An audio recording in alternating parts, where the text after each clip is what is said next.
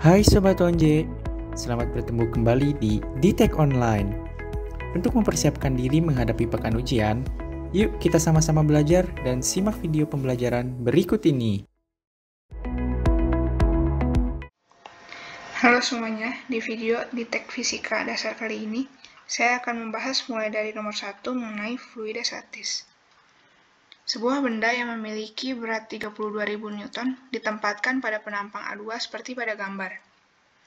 Agar benda tersebut dapat terangkat, maka diperlukan gaya sebesar.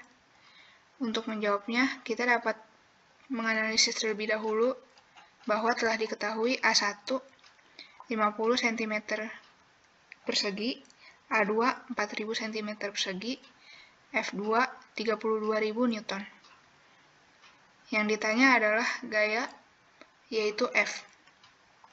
Untuk menjawabnya kita dapat menggunakan perbandingan, yaitu F1 per A1 sama dengan F2 per A2. Untuk F1 adalah sebesar F, F2 adalah sebesar 32.000 Newton, A1 adalah 50 cm persegi, dan A2 adalah 4000 cm persegi. Untuk satuan tidak perlu diubah terlebih dahulu karena akan tercoret. Maka setelah dihitung, didapatkan F adalah sebesar 400 Newton. Maka gaya yang diperlukan untuk mengangkat benda tersebut adalah 400 Newton. Selanjutnya nomor 2, sepotong mata uang logam dicelupkan ke dalam fluida A dengan rho A sebesar 0,8 gram per cm kubik mengalami gaya ke atas sebesar FA. Kemudian, jika logam dicelupkan ke dalam fluida B dengan rho B sebesar 0,7 gram per cm kubik mengalami gaya ke atas sebesar FB. Berapakah perbandingan kedua gaya tersebut? Untuk mengerjakannya, kita dapat menggunakan perbandingan juga, karena terdapat dua fluida, yaitu A dan B. Maka, rumus F adalah rho kali G kali V. Jadi kita bisa langsung masuk ke perbandingannya, yaitu FA per FB sama dengan rho A dikali G dikali VA per rho B dikali G dikali VB. Karena gravitasi dan volumenya itu sama, maka kita bisa coret. Tersisa rho A per rho B. Rho A adalah 0,8 dan rho B adalah 0,7. Maka perbandingannya adalah 8:7. Oke, pada kesempatan kali ini saya akan membahas dua soal mengenai getaran dan gelombang bunyi. Pada kesempatan kali ini saya akan menjelaskan soal nomor 3, yaitu sebuah bandul dengan massa 100 gram diikatkan pada tali sepanjang 20 cm, kemudian diberikan simpangan sebesar 10 derajat sehingga menghasilkan getaran. Dengan nilai gravitasi sebesar 10 meter per second kuadrat, maka tentukan A. Frekuensi, B. Periode, C. Banyak getaran yang terjadi apabila bandul tersebut bergerak selama 1 menit. Nah, langkah pertama dalam mengerjakan soal ini adalah kita harus menuliskan diketahui dan ditanya terlebih dahulu, di mana kita mengetahui L atau panjang tali sepanjang 20 cm. Nah, kita harus mengubahnya ke dalam satuan SI sehingga menjadi 0,2 meter. Kemudian kita mengetahui pada nomor 3 bagian C bahwa bandul tersebut bergerak selama 1 menit. Untuk dicari banyak getarannya, maka kita bisa menuliskan nilai T sama dengan 1 menit. Dan harus kita rubah menjadi satuannya second, yang menjadi 60 second. Kemudian dari soal kita mengetahui nilai gravitasinya itu 10 meter per second kuadrat. Di soal diketahui ada massa 100 gram serta ada sebesar simpangan 10 derajat. Kedua hal ini merupakan hal yang tidak berpengaruh dalam pengerjaan frekuensi maupun periode, sehingga baik massa ataupun besar simpangan dapat diabaikan. Oke, langkah pertama untuk mengerjakan soal nomor 3 bagian A, untuk mencari frekuensi, kita bisa menggunakan rumus F sama dengan 1 per 2V dikali akar G per L, di mana V-nya itu 3,14, G-nya itu 10, dan L-nya itu 0,2. Kita tinggal masukin angkanya 1 per 2 dikali 3,14 dikali akar 10 dibagi 0,2. didapatlah bahwa nilai F-nya itu berkisar di 1,125 Hz. Oke, untuk yang B ditanya periode. Nah, untuk mengerjakan soal ini, kita bisa menggunakan dua rumus. Baik menggunakan rumus T sama dengan 1 per F, ataupun kombinasi dari rumus T sama dengan 1 per F dengan rumus yang sudah kita gunakan di 3A yang tadi. Sehingga didapat rumus periode, yaitu 2V dikali akar L per G. Nah, pada kesempatan kali ini, dalam mencari periode, saya akan menggunakan rumus T sama dengan 1 per F, karena kita sudah mengetahui nilai F dari soal 3 bagian A. Nah, kita tinggal masukin aja angkanya. T sama dengan 1 dibagi 1,125. Nah, didapat nilai periodenya itu berkisar juga di 0,888 second. Nah, kemudian pada bagian C ditanya banyak getaran yang terjadi apabila bandul tersebut bergerak selama 1 menit. Nah, kita bisa mengerjakan 3C ini dengan dua rumus, baik menggunakan rumus periode sama dengan T kecil per N, di mana T-nya itu adalah waktu, dan N-nya itu banyak getaran, atau kita bisa gunakan kebalikannya, yaitu F sama dengan N per T. Pada kesempatan kali ini, saya akan menggunakan rumus periode, di mana kita tinggal masukin saja nilai periodenya, yaitu 0,888, lalu T kecilnya kita masukin 1 menit. Di soal tadi 1 menit, maka kita masukin di sini harus ke dalam second. Jadi 60 second. Nah, kita dapat nilai N-nya itu 53,28 getaran. Nah, artinya bandul tersebut mengalami 53,28 kali getaran dalam 1 menit. Oke, lanjut saja ke pembahasan nomor 4.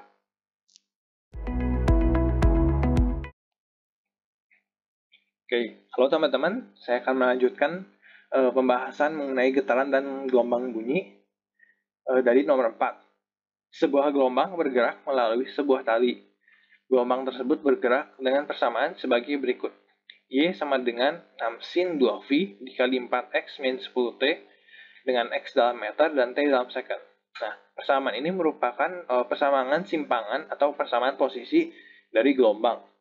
Nah, ditanya A. Panjang gelombang, B. Frekuensi, C. Cepat rambat gelombang atau kecepatan rambat gelombang. Nah, langkah pertama yang harus kita lakukan adalah menuliskan diketahui dan ditanya terlebih dahulu, di mana kita hanya mengetahui persamaan simpangan dari gelombang tersebut, yaitu Y sama dengan 6 sin 2V dikali 4X min 10T. Nah, untuk menjawab soal 4 bagian A, ditanya panjang gelombang, ada baiknya kita mengubah persamaan gelombang yang ada di soal menjadi bentuk umum, yaitu Y sama dengan A sin Kx min Wt, di mana untuk mengubahnya, kita hanya perlu mengalihkan 2V ini ke dalam. Jadi kita tinggal melakukan proses sabit kepiting, yaitu kita kalikan 2V-nya 4X, kemudian dikurangi dengan 2V dikali 10T. Didapatlah hasil capit kepitingnya itu Y sama dengan 6 sin 8Vx min 20Vt. Nah, dari sini kita mendapat bahwa nilai K-nya itu 8V radian per meter. Nah, untuk mencari gelombang, kita bisa menggunakan rumus K sama dengan 2V per lambda. Nah, kita tinggal masukin K-nya itu 8V, sehingga dalam penyederhanaan kita mendapat lambda atau panjang gelombangnya itu 1 per 4 meter.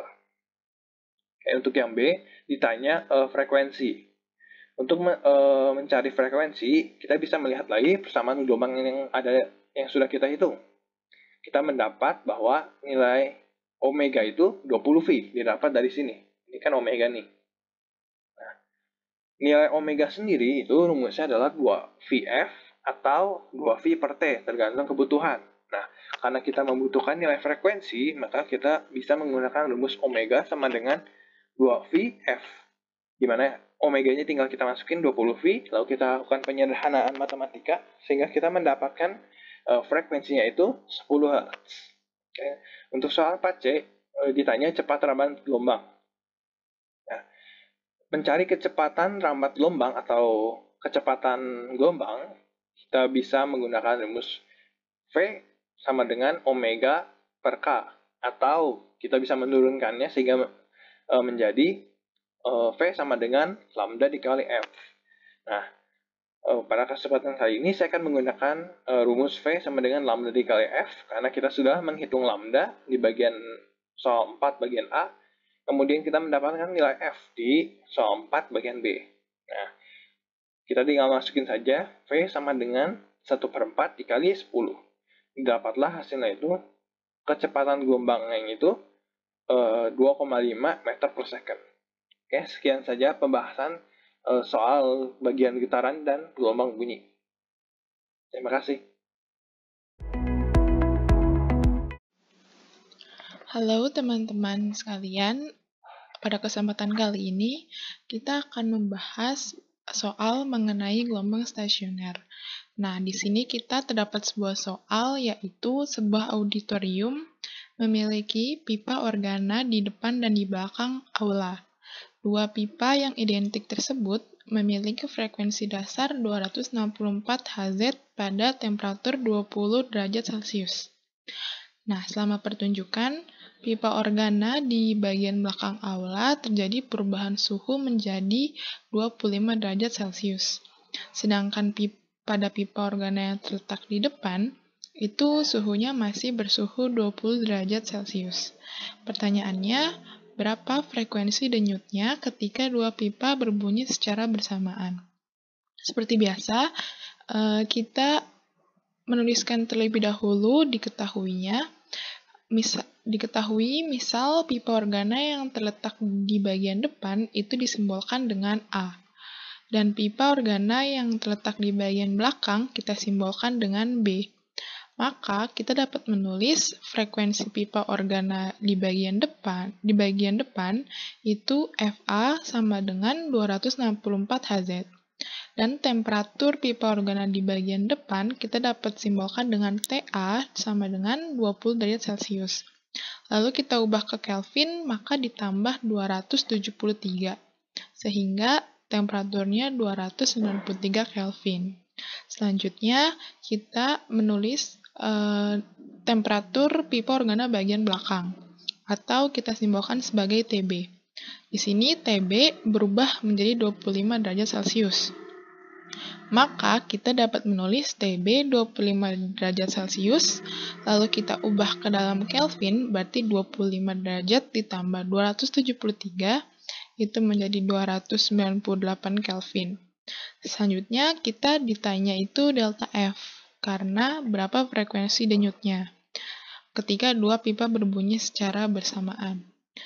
Oke, sebelum kita mencari nilai delta F, maka kita harus mengetahui terlebih dahulu berapa frekuensi pipa organa di bagian belakang atau FB.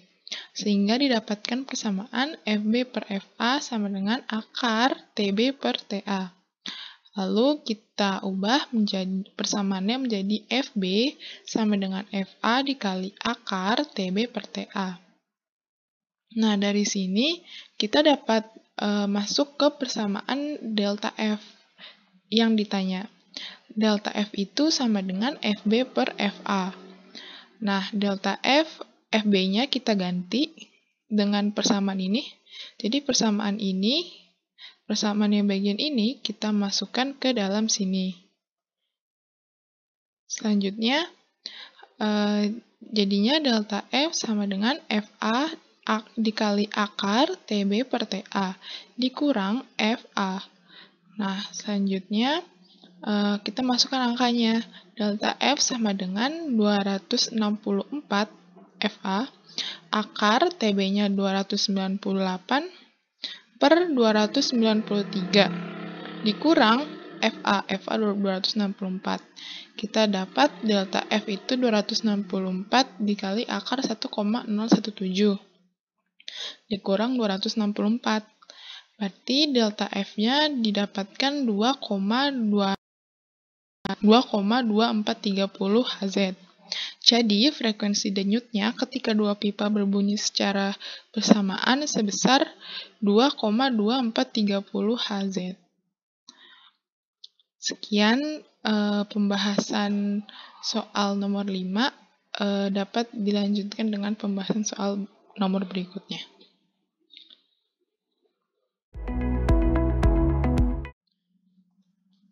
Halo teman-teman sekalian, selanjutnya kita akan membahas mengenai soal DITEK FISDAS untuk persiapan UAS nomor 6 mengenai gelombang stasioner. Di sini kita memiliki soal yaitu frekuensi nada atas kedua pipa organa tertutup A sama dengan frekuensi nada dasar pipa organa terbuka B. Jika panjang pipa A itu 50 cm, maka tentukan panjang pipa organa terbuka B tersebut. Nah, seperti biasa untuk menjawabnya, kita tulis terlebih dahulu diketahuinya pipa A itu merupakan pipa organa tertutup, lalu pipa B itu merupakan pipa organa terbuka. Nah, lalu kita ditanya LB atau panjang pipa organa terbuka B. Lalu kita bisa jawab F1 POT. POT ini maksudnya pipa organa terbuka, jadi frekuensi 1 pipa organa tertutup,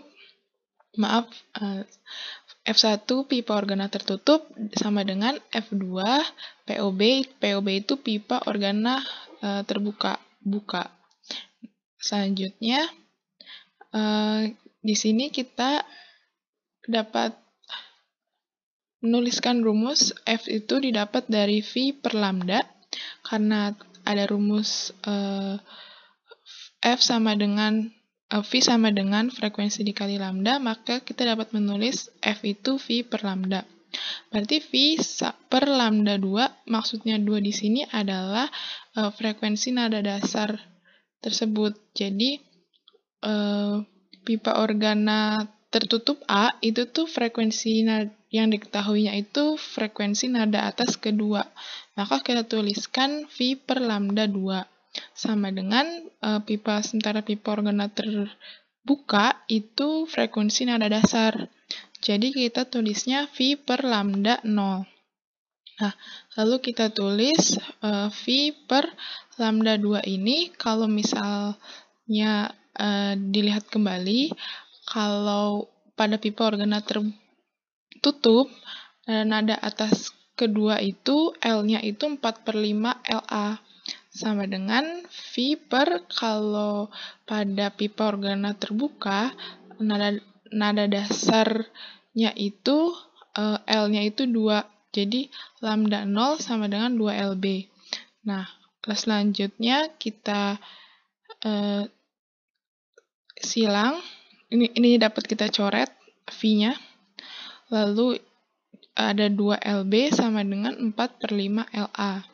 Selanjutnya 2LB sama dengan 4/5 LA-nya masukin 50. Selanjutnya 2LB sama dengan 40, dan LB yang didapat itu jadinya 20 cm. Jadi panjang pipa B organa terbuka tersebut adalah 20 cm. Sekian untuk pembahasan soal nomor 6. Semoga bermanfaat. Terima kasih. Selanjutnya di nomor 7 ada sebuah soal, yaitu sebuah gas ideal memiliki volume sebesar 1,2 meter kubik di tekanan 10⁵ Pascal dan temperatur 27 Celcius. Dikompres menjadi volume sebesar 0,6 meter kubik dan dipanaskan ke suhu 227 Celcius. Setelah mendapatkan perlakuan tersebut, berapa tekanan barunya? Jadi di kasus nomor 7 itu ada dua kasus ya, dua kondisi maksudnya. Jadi ada kondisi sebelum dan juga kondisi sesudah dikompres dan juga dipanaskan. Jadi aku lambangin 1 itu sebelum dan 2 itu sesudah. Jadi P1-nya itu 10⁵ PA, V1-nya itu 1,2 M pangkat 3, V2-nya itu 0,6 M pangkat 3, T1-nya itu 27 Celcius, tapi dalam kasus gas ideal, ingat bahwa Celcius itu harus menjadi Kelvin. Dan untuk diubahnya dari Celcius ke Kelvin adalah ditambah 273. Dan dihasilkan T1-nya adalah 300 Kelvin. T2-nya itu sama, ditambahin juga 273, dihasilkan jadi 500 Kelvin. Dan yang ditanya adalah P2-nya berapa, yaitu adalah tekanan barunya. Jadi untuk menjawab soal ini, diperlukan rumus gas ideal yaitu PV sama dengan nRT. Karena ada dua kondisi, jadi kita bandingin antara kondisi sebelum dan juga kondisi sesudah, 1 dan 2. Karena N dan R sama, jadi kita bisa saling coret dan menghasilkan nilai 1. Jadi ini kita bisa saling coret dan hasilnya itu jadi 1. Lalu dimasukkan dengan apa yang kita ketahui dan dihasilkan bahwa P2 itu hasilnya seperti ini.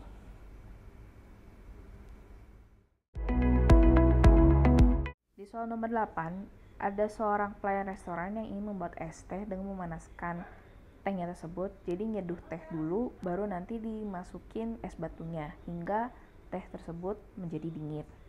Berapa banyak es? Temperatur esnya adalah minus 10 derajat Celcius yang harus ditambahkan di gelas es teh yang bervolume 2 kali 10 pangkat min 4 meter kubik di suhu 95 derajat.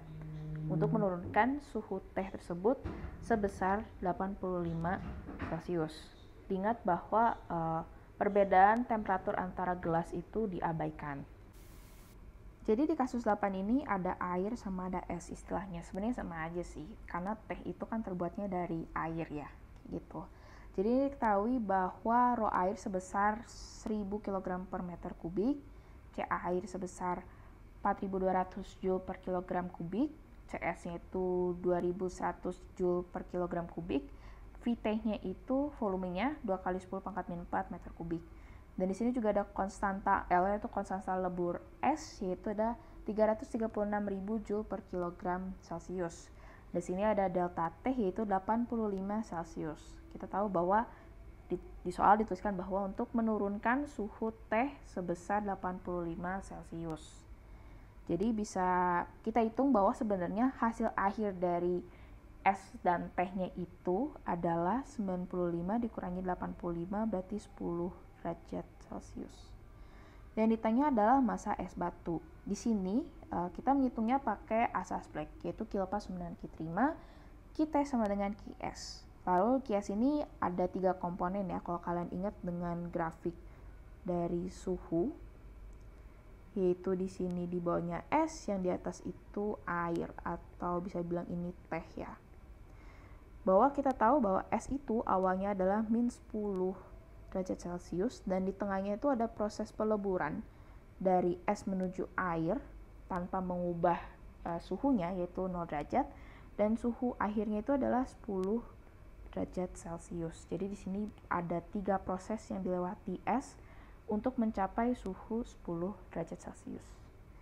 Nah, karena kita nggak tahu massa tehnya berapa, jadi kita menghitung pakai rumus rho air sama dengan massa teh dibagi volume teh. Dihitung menghasilkan 0,2 kg.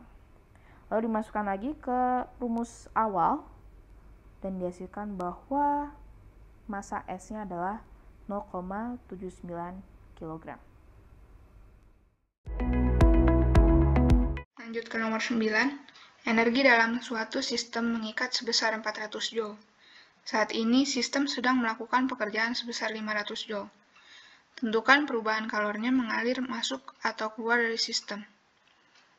Dalam kasus ini telah diketahui bahwa delta U yaitu energi dalam suatu sistem yang mengikat sebesar 400 Joule. Sedangkan W sebesar 500 Joule adalah sistem yang sedang melakukan pekerjaan. Yang ditanya adalah perubahan kalor atau Q.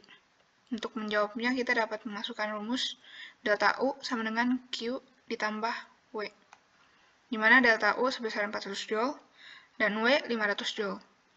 Setelah dipindah ruas, kita didapatkan Q adalah sebesar min 100 Joule. Maka perubahan kalor yang mengalir masuk atau keluar dari sistem adalah minus 100 Joule. Selanjutnya, nomor 10. Volume awal dari suatu gas adalah 3 meter kubik akan dipanaskan secara isobarik agar volumenya berubah menjadi 6 meter kubik. Jika diketahui tekanan gas adalah 2 atm, berapakah usaha luar gas tersebut? Dalam kasus ini telah diketahui V1 adalah 3 meter kubik dan V2 6 meter kubik. Untuk tekanan gas 2 atm, kita bisa pindahkan terlebih dahulu satuannya menjadi Pascal, yaitu dikali 1,01 dikali 10 pangkat 5. Maka setelah dikali, tekanannya adalah 2,02 dikali 10 pangkat 5 Pascal. Yang ditanya adalah berapakah usaha luar gas tersebut, atau W. Maka untuk menjawabnya, kita telah mengetahui bahwa isobarik berarti memiliki tekanan tetap. Maka W sama dengan P dikali delta V, di mana delta V adalah volume akhir dikurang volume awal. Maka P sebesar 2,02 dikali 10 pangkat 5 dikalikan 6 kurang 3.